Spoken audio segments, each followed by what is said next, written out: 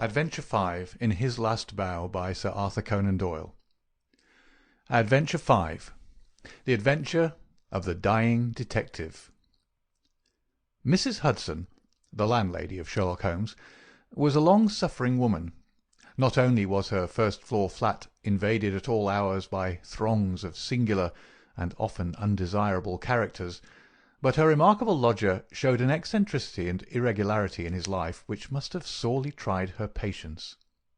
His incredible untidiness, his addiction to music at strange hours, his occasional revolver practice within doors, his weird and often malodorous scientific experiments, and the atmosphere of violence and danger which hung around him, made him the very worst tenant in London.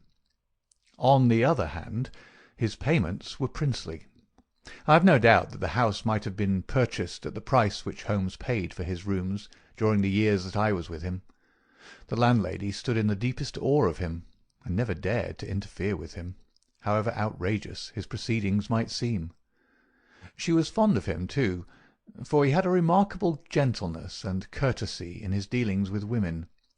He disliked and distrusted the sex, but he was always a chivalrous opponent. Knowing how genuine was her regard for him, I listened earnestly to her story when she came to my rooms in the second year of my married life, and told me of the sad condition to which my poor friend was reduced. "He's dying, Dr. Watson," said she. "For 3 days he's been sinking, and I doubt if he will last the day. He would not let me get a doctor. This morning, when I saw his bones sticking out of his face and his great bright eyes looking at me, I could stand no more of it. With your leave, or without it, Mr. Holmes, I am going for a doctor this very hour," said I. "Let it be Watson, then," said he. "I wouldn't waste an hour in coming to him, sir, or you may not see him alive." I was horrified, for I had heard nothing of his illness. I need not say that I rushed for my coat and my hat. As we drove back I asked for the details. "There is little I can tell you, sir. He has been working at a case down at Rotherhithe, in an alley near the river, and he has brought this illness back with him.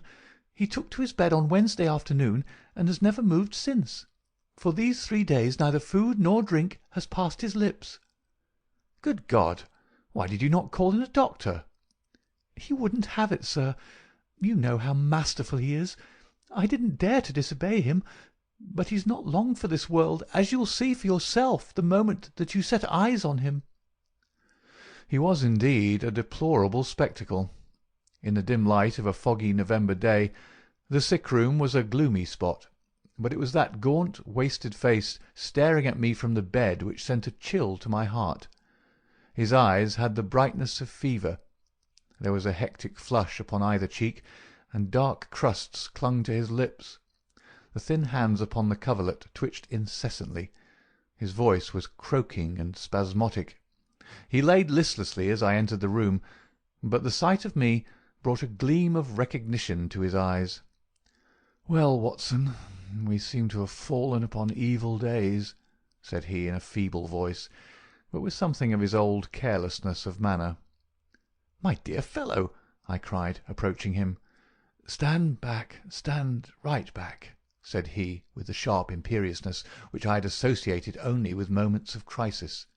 "If you approach me, Watson, I shall order you out of the house." "But why?"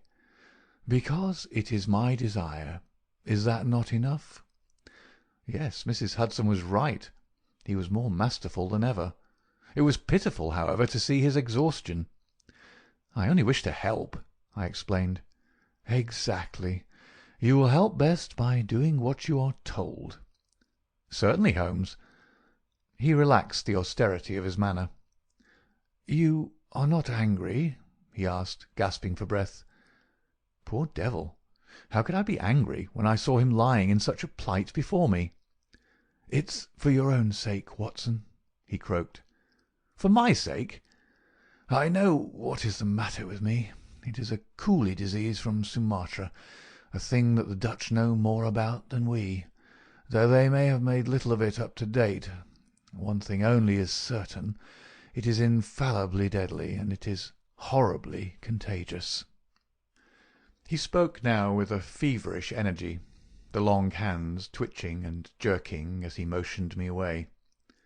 "Contagious by touch, Watson. That's it, by touch. Keep your distance and all is well." "Good heavens, Holmes! Do you suppose that such a consideration weighs with me of an instant? It would not affect me in the case of a stranger. Do you imagine it would prevent me from doing my duty to so old a friend?" Again I advanced, but he repulsed me with a look of furious anger. "If you will stand there, I will talk. If you do not, you must leave the room." I have so deep a respect for the extraordinary qualities of Holmes that I have always deferred to his wishes, even when I least understood them. But now all my professional instincts were aroused. Let him be my master elsewhere, I at least was his in a sick-room. "Holmes," said I, "you are not yourself. A sick man is but a child, and so I will treat you. Whether you like it or not, I will examine your symptoms and treat you for them." He looked at me with venomous eyes. "If I am to have a doctor, whether I will or not, let me at least have someone in whom I have confidence," said he. "Then you have none in me?" "In your friendship, certainly. But facts are facts, Watson, and after all, you are only a general practitioner with very limited experience and mediocre qualifications. It is painful to have to say these things, but you leave me no choice." I was bitterly hurt. "Such a remark is unworthy of you, Holmes. It shows me very clearly the state of your own nerves. But you have no confidence in me. I would not intrude my services. Let me bring Sir Jasper Meek or Penrose Fisher, or any of the best men in London.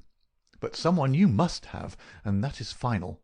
If you think that I am going to stand here and see you die without either helping you myself or bringing anyone else to help you, then you have mistaken your man."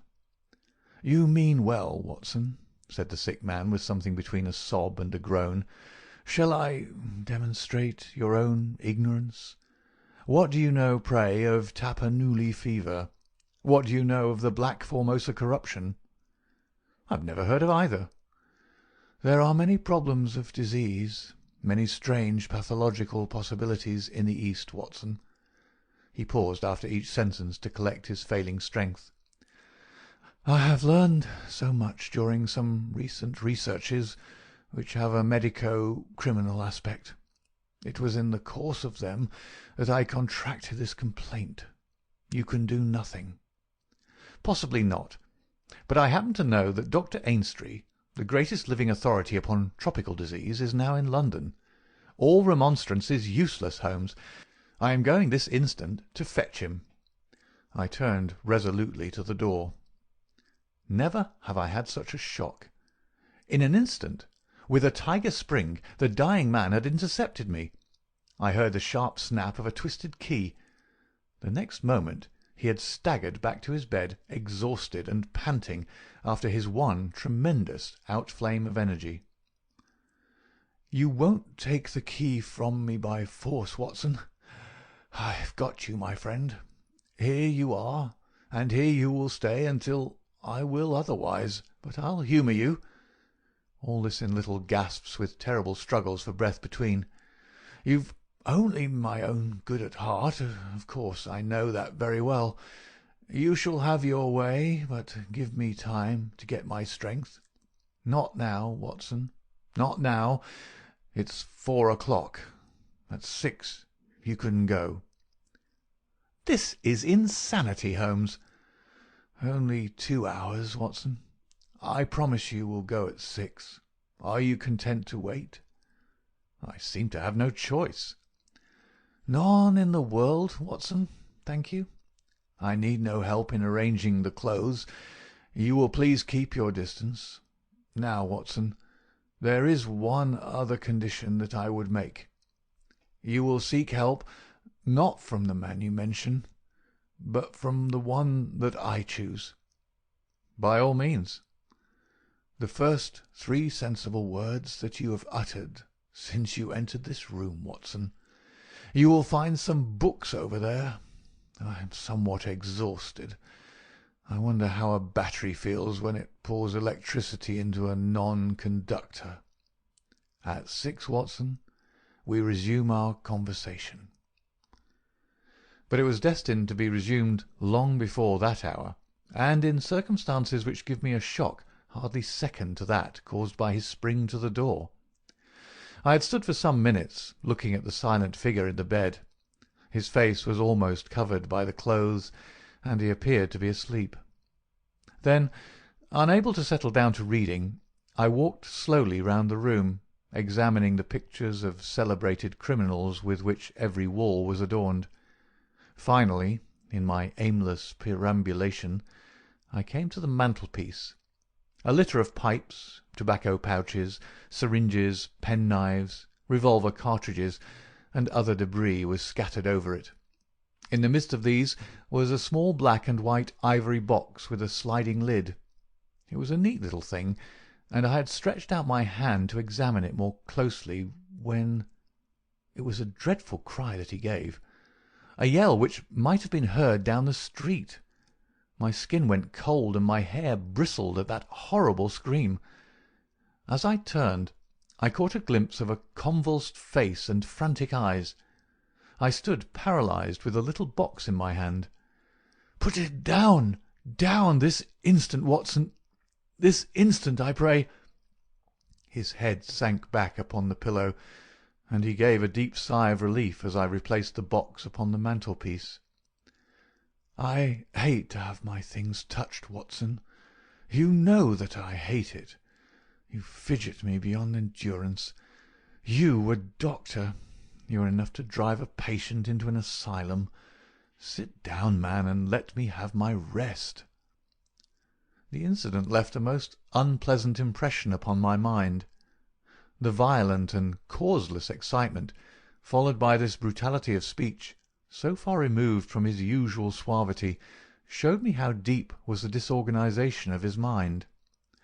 Of all ruins, that of a noble mind is the most deplorable. I sat in silent dejection until the stipulated time had passed. He seemed to have been watching the clock as well as I, for it was hardly 6 before he began to talk, with the same feverish animation as before.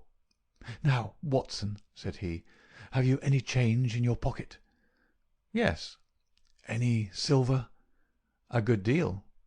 "How many half-crowns?" "I have 5. "Oh, too few, too few. How very unfortunate, Watson. However, such as they are, you can put them in your watch-pocket, and all the rest of your money in your left trouser pocket. Thank you. It will balance you so much better like that." This was raving insanity. He shuddered and again made a sound between a cough and a sob. "You will now light the gas, Watson, but you will be very careful that not for one instant shall it be more than half on. I implore you to be careful, Watson. Thank you. That is excellent. No, you need not draw the blind. Now you will have the kindness to place some letters and papers upon this table within my reach. Thank you. Now, some of that litter from the mantelpiece. Excellent, Watson. There is a sugar-tongs there. Kindly raise that small ivory box with its assistance. Place it here among the papers. Good. You can now go and fetch Mr. Culverton Smith of 13 Lower Burke Street." To tell the truth, my desire to fetch a doctor had somewhat weakened, for poor Holmes was so obviously delirious that it seemed dangerous to leave him. However, he was as eager now to consult the person named as he had been obstinate in refusing. "I never heard the name," said I. "Possibly not, my good Watson. It may surprise you to know that the man upon earth who is best versed in this disease is not a medical man, but a planter. Mr. Culverton Smith is a well-known resident of Sumatra, now visiting London. An outbreak of the disease upon his plantation, which was distant from medical aid, caused him to study it himself with some rather far-reaching consequences. He is a very methodical person, and I did not desire you to start before 6, because I was well aware that you would not find him in his study. If you could persuade him to come here and give us the benefit of his unique experience of this disease, the investigation of which has been his dearest hobby, I cannot doubt that he could help me." I gave Holmes's remark as a consecutive whole, and will not attempt to indicate how they were interrupted by gaspings for breath and those clutchings of his hands which indicated the pain from which he was suffering. His appearance had changed for the worse during the few hours that I had been with him. Those hectic spots were more pronounced. The eyes shone more brightly out of darker hollows, and a cold sweat glimmered upon his brow. He still retained, however, the jaunty gallantry of his speech. To the last gasp he would always be the master. "You will tell him exactly how you have left me," said he. "You will convey the very impression which is in your own mind. A dying man, a dying and delirious man. Indeed, I cannot think why the whole bed of the ocean is not one solid mass of oysters. So prolific the creatures seem. I'm wondering. Strange how the brain controls the brain. What was I saying, Watson?" "My directions for Mr. Culverton Smith." Yes, I remember. My life depends upon it. Plead with him, Watson. There is no good feeling between us. His nephew, Watson, I had suspicions of foul play, and I allowed him to see it. The boy died horribly. He has a grudge against me. You will soften him, Watson. Beg him, pray him, get him here by any means. He can save me. Only he." "I will bring him in a cab if I have to carry him down to it." "You will do nothing of the sort. You will persuade him to come, and then you will return in front of him. Make any excuse so as not to come with him. Don't forget, Watson, you won't fail me. You never did fail me. No doubt there are natural enemies which limit the increase of the creatures. You and I, Watson, we have done our part. Shall the world then be overrun by oysters? No, no, horrible. You will convey all that is in your mind." I left him full of the image of this magnificent intellect, babbling like a foolish child. He had handed me the key, and with a happy thought I took it with me lest he should lock himself in. Mrs. Hudson was waiting, trembling and weeping, in the passage. Behind me, as I passed from the flat, I heard Holmes's high, thin voice in some delirious chant. Below, as I stood whistling for a cab, a man came on me through the fog. "How is Mr. Holmes, sir?" he asked. It was an old acquaintance, Inspector Morton of Scotland Yard, dressed in unofficial tweeds. "He's very ill," I answered. He looked at me in a most singular fashion. Had it not been too fiendish, I could have imagined that the gleam of the fanlight showed exultation in his face. "I heard some rumour of it," said he. The cab had driven up, and I left him. Lower Burke Street proved to be a line of fine houses, lying in the vague borderland between Notting Hill and Kensington. The particular one at which my cabman pulled up had an air of smug and demure respectability in its old-fashioned iron railings, its massive folding door, and its shining brasswork. All was in keeping with a solemn butler, who appeared framed in the pink radiance of a tinted electrical light behind him. "Yes, Mr. Culverton Smith is in, Dr. Watson. Very good, sir. I'll take up your card." My humble name and title did not appear to impress Mr. Culverton Smith. Through the half-open door I heard a high, petulant, penetrating voice. "Who is this person? What does he want?" "Dear me, Staples, how often have I said that I'm not to be disturbed in my hours of study?" There came a gentle flow of soothing explanations from the butler. "Well, I won't see him, Staples. I can't have my work interrupted like this. I am not at home. Say so.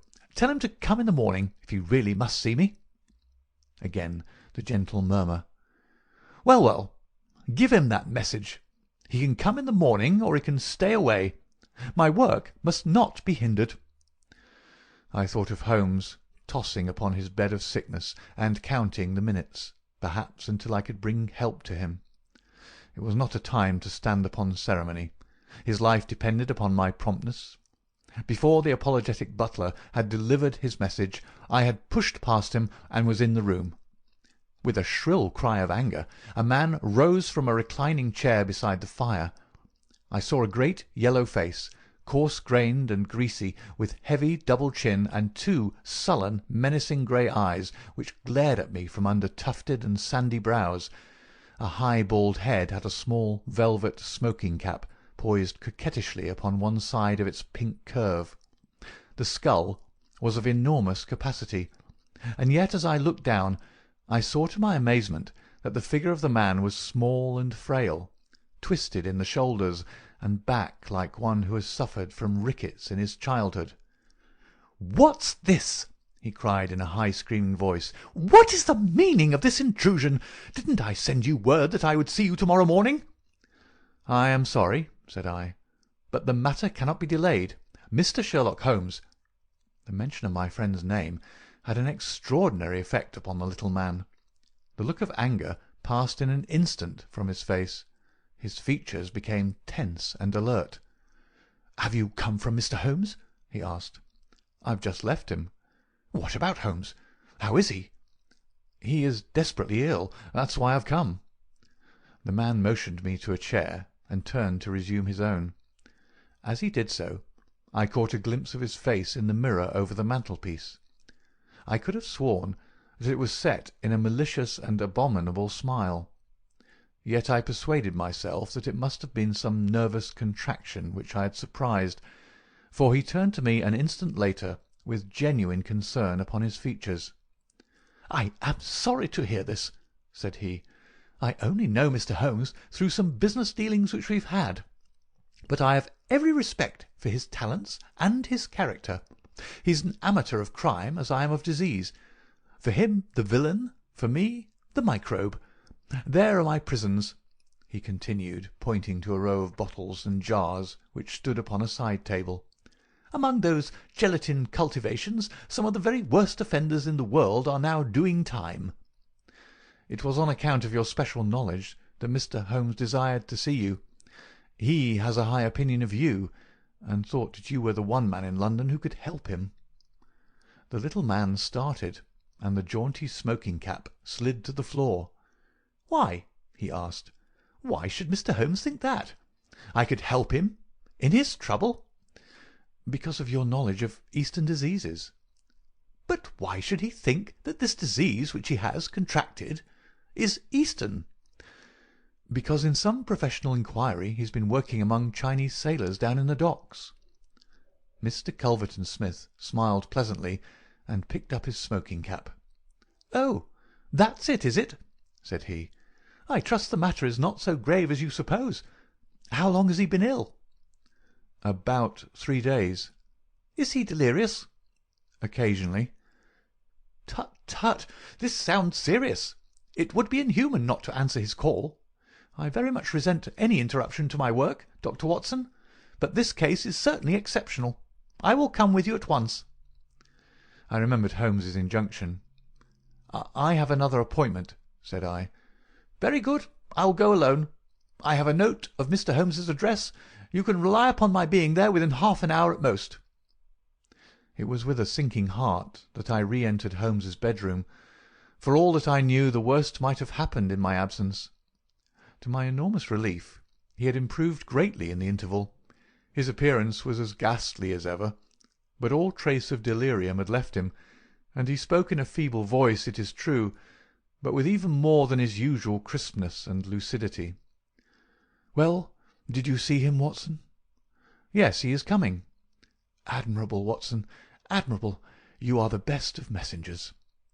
"He wished to return with me." "That would never do, Watson. That would be obviously impossible. Did he ask what ailed me?" "I told him about the Chinese in the East End." "Exactly. Well, Watson, you've done all that a good friend could. You can now disappear from the scene." "I must wait and hear his opinion, Holmes." "Of course you must. But I have reasons to suppose that this opinion would be very much more frank and valuable if he imagines that we are alone. There is just room behind the head of my bed, Watson." "My dear Holmes!" "I fear there is no alternative, Watson. The room does not lend itself to concealment, which is as well as it is the less likely to arouse suspicion. But just there, Watson, I fancy that it could be done." Suddenly he sat up with a rigid intentness upon his haggard face.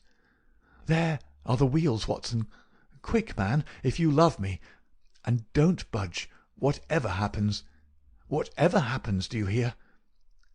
Don't speak. Don't move. Just listen with all your ears." Then in an instant his sudden access of strength departed, and his masterful, purposeful talk droned away into the low, vague murmurings of a semi-delirious man. From the hiding-place into which I had been so swiftly hustled, I heard the footfalls upon the stair, with the opening and the closing of the bedroom door. Then, to my surprise, there came a long silence, broken only by the heavy breathings and gaspings of the sick man. I could imagine that our visitor was standing by the bedside and looking down at the sufferer. At last that strange hush was broken. "Holmes!" he cried. "Holmes!" in the insistent tone of one who awakens a sleeper. "Can't you hear me, Holmes?" There was a rustling, as if I had shaken the sick man roughly by the shoulder. "Is that you, Mr. Smith?" Holmes whispered. "I hardly dared hope that you would come." The other laughed. "I should imagine not," he said. "And yet, you see, I am here. Coals of fire, Holmes, coals of fire." "It is very good of you, very noble of you. I appreciate your special knowledge." Our visitor sniggered. "You do! You are, fortunately, the only man in London who does. Do you know what is the matter with you?"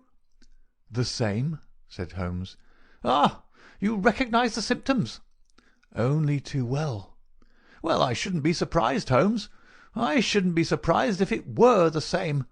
A bad look-out for you it is.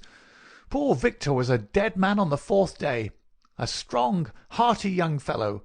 It was certainly, as you said, very surprising that he should have contracted an out-of-the-way Asiatic disease in the heart of London.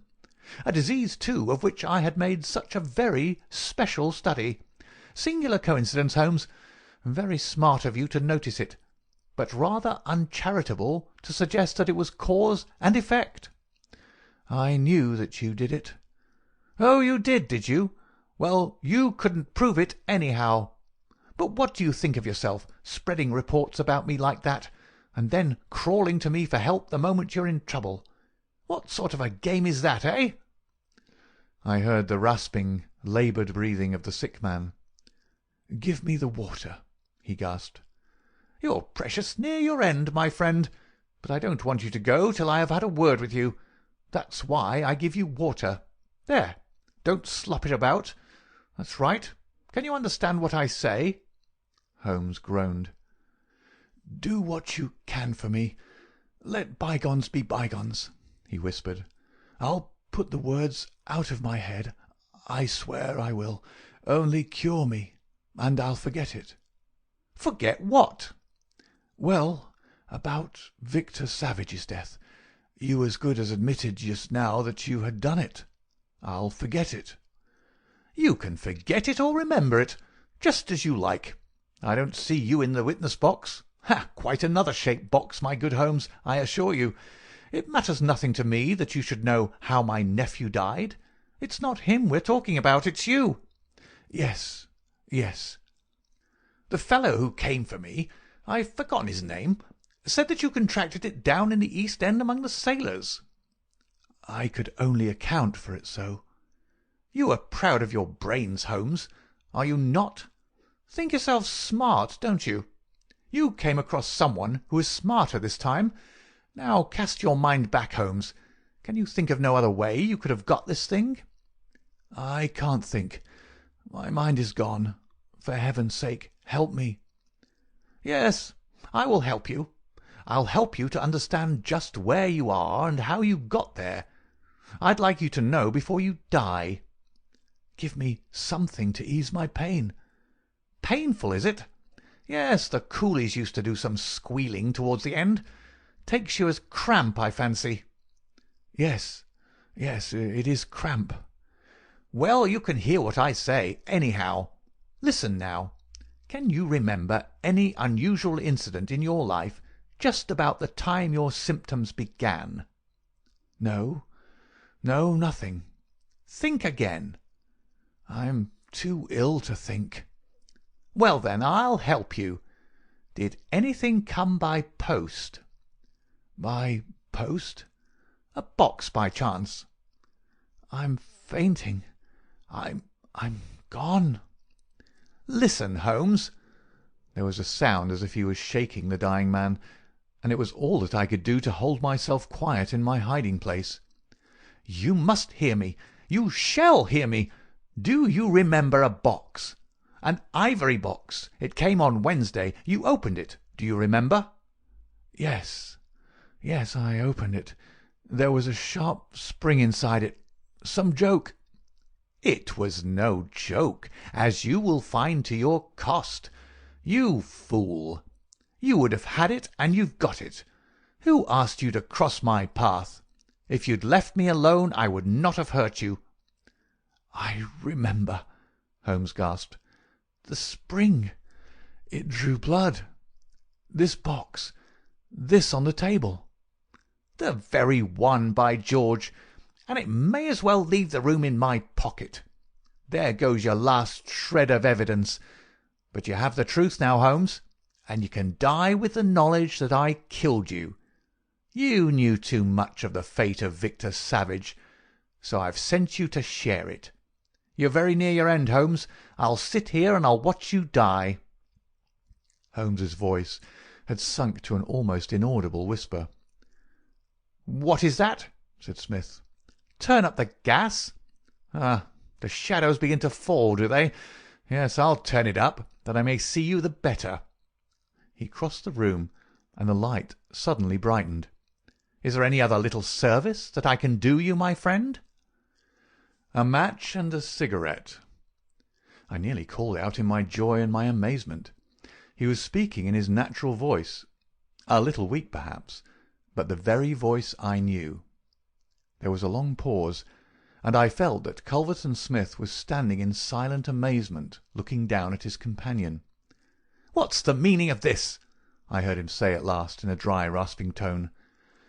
"The best way of successfully acting a part is to be it," said Holmes. "I give you my word that for 3 days I have tasted neither food nor drink until you were good enough to pour me out that glass of water. But it is the tobacco which I find most irksome. Ah, here are some cigarettes." I heard the striking of a match. "That is very much better. Hello! Do I hear the step of a friend?" There were footfalls outside.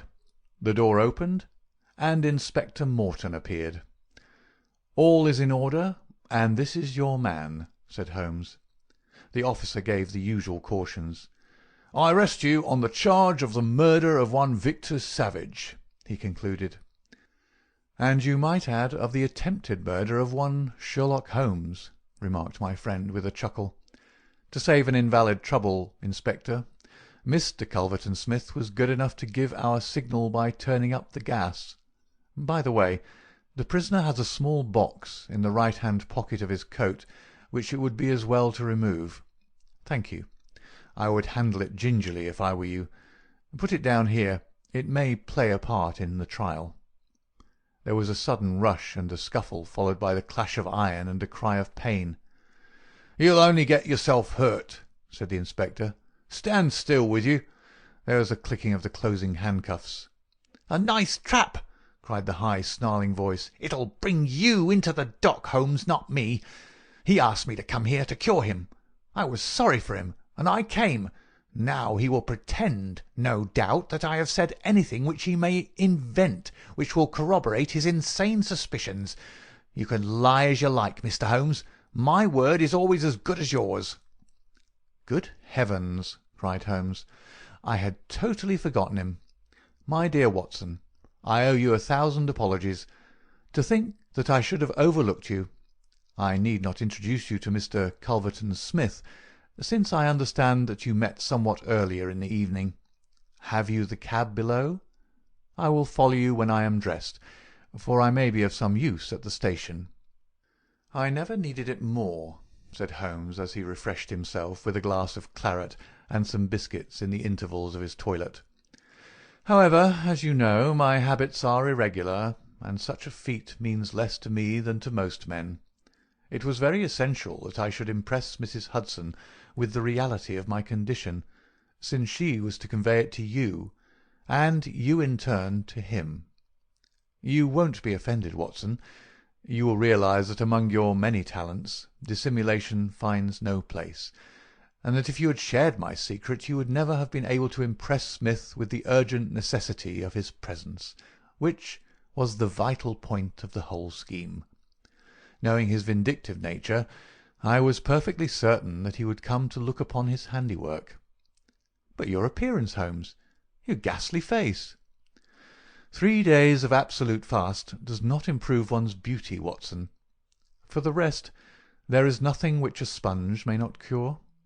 With Vaseline upon one's forehead, belladonna in one's eyes, rouge over the cheekbones, and crusts of beeswax round one's lips, a very satisfying effect can be produced. Malingering is a subject upon which I have sometimes thought of writing a monograph. A little occasional talk about half-crowns, oysters, or any other extraneous subject produces a pleasing effect of delirium. But why would you not let me near you, since there was in truth no infection? Can you ask, my dear Watson?